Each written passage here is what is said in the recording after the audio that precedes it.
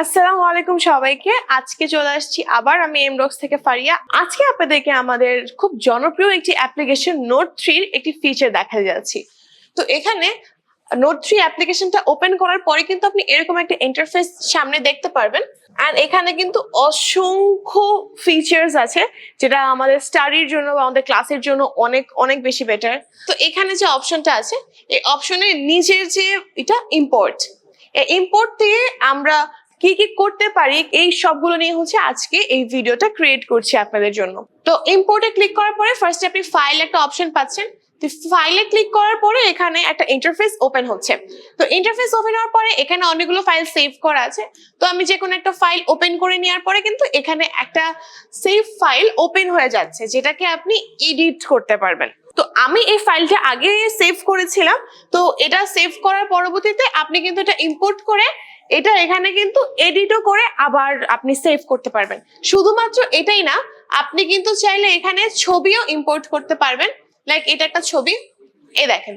তো এরপরে আমাদের যে অপশনটা আছে ইম্পোর্টের সেটা হচ্ছে ক্লিপবোর্ড। ক্লিপবোর্ডটা কিভাবে কাজ হয় সেটা আমি আপনাদেরকে দেখাচ্ছি। এখানে আমি একটা টেক্সট নিচ্ছি, যে টেক্সটে লেখা থাকবে, এখানে একটা কপি অপশন আসবে। তো আমি কপি করে দিলাম।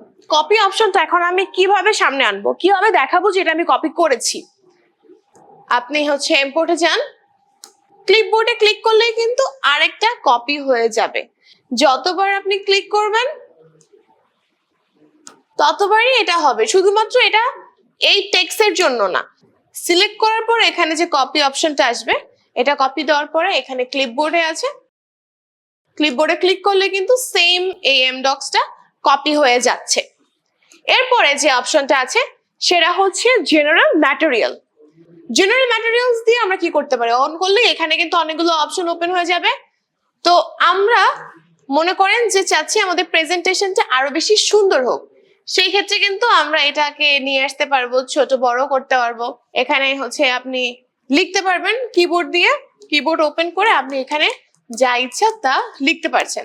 এখানেও একটা আপনার প্রেজেন্টেশনের জন্য এই যে কিবোর্ড ওপেন করার পর এখানে কিবোর্ড দিয়ে আপনি লিখতে পারবেন। এখানে সিলেক্ট করার পরে ইনফ্যাক্ট কিবোর্ড যদি না লিখতে চান আপনি পেন দিয়েও এগুলোর উপরে হচ্ছে লিখতে পারবেন। তো এটা পুরোটা ডিপেন্ড করে হচ্ছে আপনাদের উপরে যে আপনারা কিভাবে আপনাদের প্রেজেন্টেশনটা করছেন। তো এই ছিল আজকে আমাদের ইম্পোর্ট নিয়ে পুরো ইন ডিটেলস ভিডিও। দেখা হচ্ছে অন্য কোনো ভিডিওতে অন্য কোনো টিউটোরিয়াল নিয়ে। আল্লাহ হাফেজ, ভালো থাকবেন।